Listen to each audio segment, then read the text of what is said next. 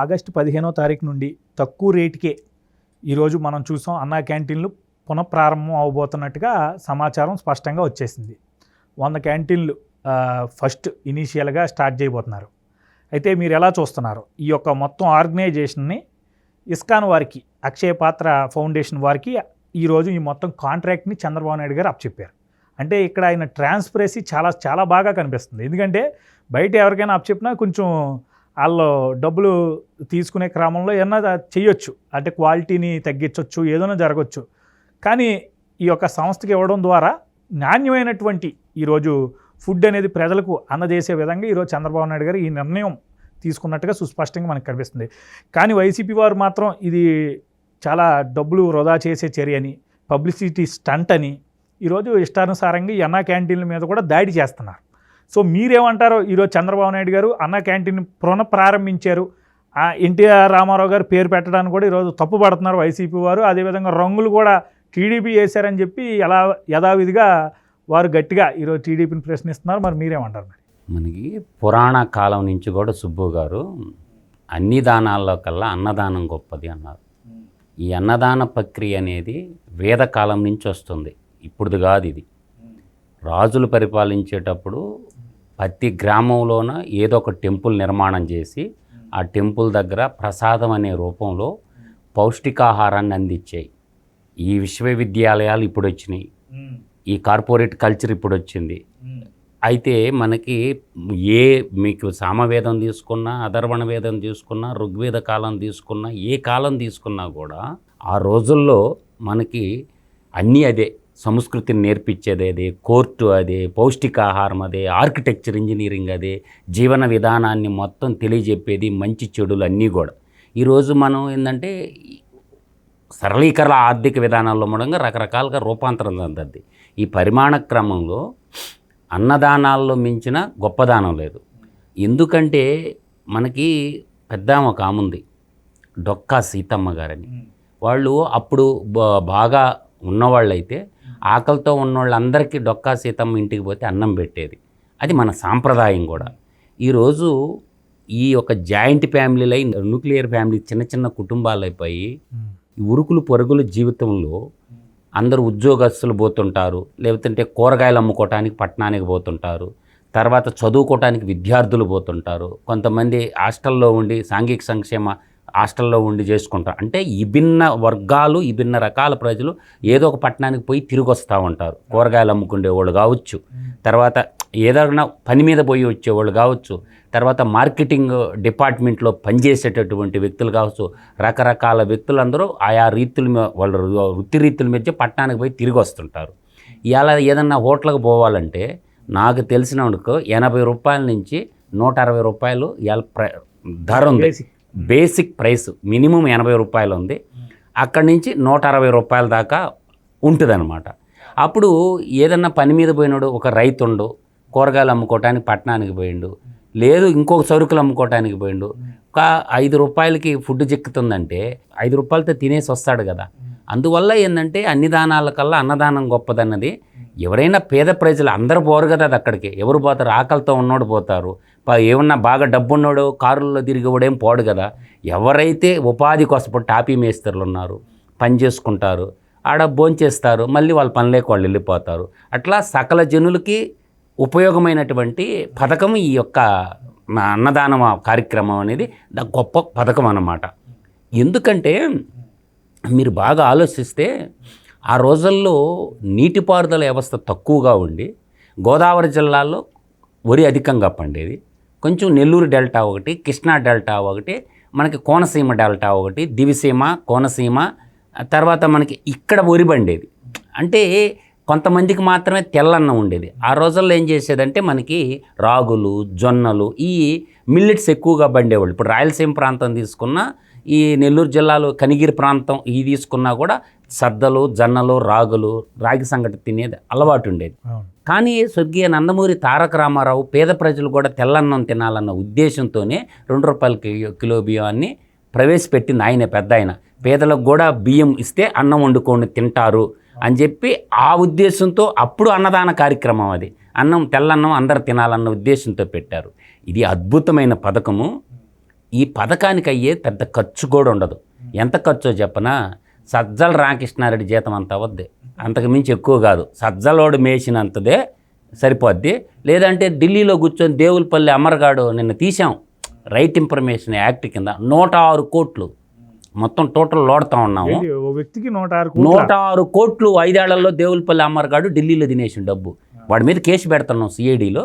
మా టీం అదే పనిలో ఉన్నాం. ఈ నలుగురు ఎవరెవరు సాక్షిలో పనిచేసినటువంటి కేఎస్ఆర్ గాడు ఒకడు, తర్వాత విజయబాబు ఒకడు, తర్వాత దేవులపల్లి అమరగా ఒకడు, తర్వాత వీళ్ళు ఒక నలుగురు ఉన్నారు. ఈ నలుగురు తిన్న సొమ్ము బైర్లు గమ్మే డేటా బయటకు వస్తుంది. అంటే వీళ్ళు దోచుకున్న సొమ్ము, ఆంధ్రప్రదేశ్ ప్రజల సొమ్ము. దాంట్లో నిన్న జర్నలిస్టులు కూడా మాతో ఏమన్నారంట, పెట్టొద్దండి, ఏందిరా పెడితే ఏమవుద్దురా బాయ్ అన్న. మనకి సంఘటిత నిధికి ఇవ్వమని అడుగుతున్నాం, మీరు తీసుకునే దానికి అర్హతలు కాదు. 100 కోట్లు ఒక్క దేవులపల్లి అమరగాడే 106 కోట్లు ఢిల్లీలో ఉండి కొట్టేసిందంటే ఇంక కేఎస్ఆర్ గాడు ఎంత తినుంటాడు, విజయబాబు గాడు ఎంత తినుంటాడు, వీళ్ళందరూ తిన్న సొమ్ము అవన్నీ కంట్రోల్. ఇప్పుడు పేపర్ల యాళ్ళు ముసుగులో 650 కోట్లు సాక్షి పేపర్, సాక్షి టీవీ తినేసింది కదా. అంతకాడికి ఏమన్నా ఎక్కువ అవద్దా? కాదు కదా. అంటే ఇప్పుడు మొన్న 2000 ఇచ్చారు సుబ్బు గారు కేంద్ర ప్రభుత్వం రైతులకి, అంటే రైతు భరోసా కింద 2000 ఇచ్చారు. ఆ 2000 అప్పుడు పేపర్లు యాడ్ వేయలేదుగా ఆంధ్రప్రదేశ్ ప్రభుత్వం. ఫ్రంట్ లైన్లో యాడ్ వేయాలంటే ఒక్కొక్క పేపర్కి 25 లక్షలు ఖర్చు వస్తుంది. అవన్నీ మనం తగ్గించాడు కదా.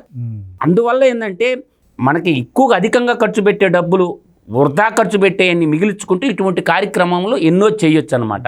ఈ బొమ్మలు వేసుకునేది, రంగులు వేసుకునేది, ఈ రంగుల పథకం కింద వేయటానికి ఎంత అయింది, తీయటానికి ఎంత అయింది, రెండింటికి కలిపి 5,000 కోట్లు అయింది. ఏముంది, రంగులు వైసీపీ రంగులు వేసుకోవడానికి నాడు నేడు పథకం కింద అట్లా చేసి రాష్ట్రాన్ని మొత్తాన్ని అప్పుల కుప్పగా చేసిపోయారు సుబ్బు గారు. చిన్న అప్పుల కళ్ళు బైర్లుగా అమ్ముతుండే. 9,74,000 కోట్లు మన శ్వేతపత్రం రిలీజ్ చేసిండు. చెల్లించాల్సిన అప్పులు 1,35,000 కోట్లు, టోటల్గా 11 లక్షల కోట్లు ఉండే. ఇంకా కొంత లోడాల్సిన ప్రక్రియ కూడా ఉందన్నమాట. ఇంకో 2 లక్షల కోట్లు యాడ్ అవుతాయి మనకి వాళ్ళు ఇవ్వటంలా. ఎందుకంటే వాళ్ళు అడిగినా కూడా లెక్కపత్రం ఇవ్వడంలా. అందువల్ల ఏంటంటే గవర్నమెంట్ వచ్చి 60 రోజుల్లోనే ఆల్రెడీ పింఛన్ పథకాన్ని లాంచ్ చేశారు. ఎప్పుడన్నా ప్రభుత్వ ఉద్యోగులు 1వ తేదీ జీతం తీసుకున్నారా? ఈ గవర్నమెంట్ వచ్చిన తర్వాత సామాజిక భద్రతా పెన్షన్లు కానీ, తర్వాత ప్రభుత్వ ఉద్యోగుల జీతాలు కానీ 1వ తేదీ ఇస్తున్నారుగా. అందువల్ల ఇస్తున్నారు. అందువల్ల అన్నదాన కార్యక్రమం అనేది అద్భుతమైన ప్రక్రియ. కాలేజీ విద్యార్థులు, అంటే ఇంటర్మీడియట్ చదువుకునేవాళ్ళు, ఐఐటి చదువుకునేవాళ్ళు, బీటెక్ చదువుకునే పిల్లలు కానీ, అంటే డైలీ పోయి వచ్చే పిల్లలు 5 రూపాయలకి భోజనం చేయటం అంటే అత్యున్నతమైన పథకము. ఇది మన ఇంటర్మీడియట్స్ పాఠశాలల్లో కూడా ఇళ్ళకే ఇచ్చారు, క్వాలిటీ ఫుడ్ ఉంటుందని చెప్పి. వాళ్ళు ప్రపంచవ్యాప్తంగా ప్రజలందరూ ఆకలితో ఉండకూడదనే ఒక కాన్సెప్ట్ తీసుకొని హరే కృష్ణ మూమెంట్ వాళ్ళు అక్షయ పాత్ర అని పెట్టుకొని ప్రభుత్వ స్కూళ్ళల్లో పేద విద్యార్థులు చదువుతుంటారు కాబట్టి నాణ్యమైనటువంటి ఫుడ్ అందించాలని చెప్పి వాళ్ళు ప్రపంచవ్యాప్తంగా చేస్తున్నారు. దానికి ఎందుకంటే క్వాలిటీ ఫుడ్ అందించాలనే ఉద్దేశంతో చంద్రబాబు నాయుడు గారు 283 అన్నా క్యాంటీన్లు ఓపెన్ చేయాలనుకుంటే వీళ్ళంతా విధ్వంసం చేసిపోయారు. కాబట్టి ఈ జగనాసురుడు ఇప్పుడు ఒక 100 రెడీ అయిని రేపు దేశానికి స్వతంత్రం వచ్చినట్టు అన్నార్తులకి ఆకలి తీర్చేయడానికి స్వతంత్రం వస్తుంది రేపు ఈ చంద్రబాబు నాయుడు కూటమి ప్రభుత్వంలో. అయితే ఇప్పుడు వైసీపీ వారి పెద్ద వాదన ఏంటంటే, ఇప్పుడు హోటల్ బిజినెస్లో ఈ చేసుకునే వాళ్ళు ఉంటారు కదా, వారికి ఏమైనా దీని ఎఫెక్ట్ ఉంటుందంట? ఏముండదు, సమస్య ఉండదు. ఎలా ఉండదు? అస్సలకి సమస్య ఉండదు. ఆ హోటల్లోకి పోయి తినే కెపాసిటీ ఉంటే వీళ్ళకి వాళ్ళు పొట్ట మార్చుకోవడానికి పోతారు. కానీ మీరు గుంటూరులో చూడండి, జిన్నా టవర్ దగ్గర కూరగాయలు అమ్ముకుంటుంటారు ఆడవాళ్ళు కానీ మగవాళ్ళు కానీ. పొన్నూరు, తెనాలి ఆ ప్రాంతం నుంచి వచ్చేసి దాదాపుగా నాకు తెలిసి ఒక 500-600 మంది ఉంటారు. ఏది ఆకుకూరలు, కాయగూరలు అమ్ముకొని మరి సాయంత్రానికి బస్సు ఎక్కి వెళ్ళకపోయేవాళ్ళు. తర్వాత రైతు బజార్లు ఉంటాయి. రైతు బజార్లోకి రైతులు కూరగాయలు తెస్తారు. ఈ కూరగాయలు తెచ్చి అక్కడ అమ్ముకొని రైతు బజార్లో వాళ్ళ డబ్బులు వాళ్ళు ఎత్తుకొని పోతుంటారు. ఇటువంటి వాళ్ళందరికీ ఉపయోగపడుద్ది. ఇది పంటలు పండించే అన్నదాతలైనటువంటి రైతులకే ఉపయోగపడుతుంది.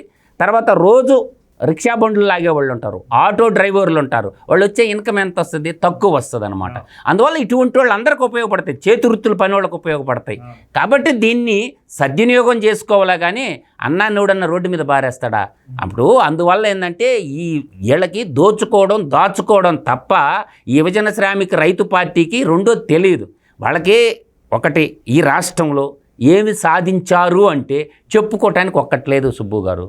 ఒక్కటి ఇరిగేషన్ సెక్టార్ తీసుకుంటే ఏ గవర్నమెంట్ అయినా ఏదో ఒకటి కట్టి జాతికి అందించిపోతారు. గడిచిన 5 ఏళ్లలో ఇరిగేషన్ అంతా గోవింద, ఇండస్ట్రియలైజేషన్ చూస్తే గోవింద, తర్వాత ఏ సెక్టార్లో ఐటీ సెక్టార్ చూస్తే గోవింద. అవునా, అన్ని సెక్టార్లని పొడావు పెట్టేసిండు. లేదంటే ఏందో నేను ఇచ్చినా అని అంటుండు. ఆయన ప్రజలకు ఇచ్చింది 2,70,000 కోట్లు అయితే ఈయన నాకేసింది ఎన్ని లక్షల కోట్లు అనేది అది చూసుకోవాలి కదా. అందువల్ల నేను అనేది ఏంది, ప్రజల సొమ్ము ప్రజలకు ఇచ్చి నేను ఇచ్చానంటే లాగి లెంపకాయ కొట్టారు. నువ్వు పనికిరావు పోరా, పాలన నీకు చేత కాదు పోరా, బరైల్ గ్రౌండ్లో ఆడుకోపోరా ఆంధ్ర అని 11 మంది క్రికెట్ జట్టునిచ్చారు, అంటే 11 నెంబర్ ఇచ్చారు. అవును, అందువల్ల ఏంటంటే ప్రజలందరికీ పంగనామాలు పెడితే ఈయనకి పెట్టారు, 2 పంగనామాలు ఖచ్చితంగా పెట్టారు. కాబట్టి చంద్రబాబు నాయుడు గారు ఇప్పుడు మీరు ఆలోచిస్తే మనం సూపర్ 6 పథకాలతో కూటమి అధికారంలోకి వచ్చింది. ఆల్రెడీ ఒక పథకం పట్టాలు ఎక్కిపోయింది, 2వ పథకం అతి త్వరలో లాంచ్ కాబోతుంది. వీళ్ళు ఎందుకంటే పథకాలు ఎప్పుడు ఇస్తారో ఆయన ఎక్కినాక 6 నెలలకు స్టార్ట్ చేసిండు. 8 అనుకుంటా 6 నెలల నుంచి ఒక్కొక్కటి స్టార్ట్ చేసుకుంటా పోయిండు. అందువల్ల ఈడు ఎగ్గొట్టిపోయిన డబ్బులన్నీ బాబు గారు కడతా ఉన్నాడు. ఇప్పుడు రైతులకి ఇవ్వాల్సిన డబ్బు నిన్న ఇచ్చేసాడు కదా, ఇప్పుడు అమ్మఒడికి డబ్బులు ఈడు ఎగ్గొట్టిపోయి బాబు గారు మీరియండి, తర్వాత బీమా డబ్బులు కట్టకుండా రైతులకి శటకోపం పెట్టిపోయి బాబు గారు మీరివ్వండి. అందువల్ల ఏంటంటే ఈ అబద్ధాల పునాదుల మీద ఏర్పడినటువంటి పార్టీ యువజన శ్రామిక రైతు పార్టీ. నేను ఒక బ్లండర్ కాదు, బ్లాస్ట్ నుంచి చెప్తాను, తెలుగు ప్రజలందరూ అర్థం చేసుకోండి.